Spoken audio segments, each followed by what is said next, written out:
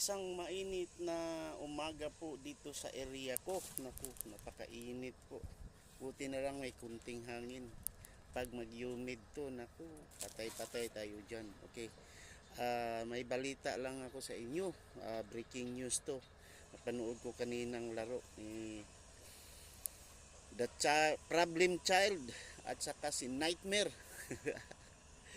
Tinalo si Nightmare. Sino ba yung Nightmare na yan? Perry yata, Mike Perry. So dapat si Mike Tyson yung kalaro ni Jake Paul, pero hindi natuloy. So si Mike Perry yung isang bare-knuckle fighter. Yun yung nagkatotoo yung sinabi ni Jake Paul na i-knockdown lang daw niya si Perry. Ayun, knockdown record ni Jake Paul.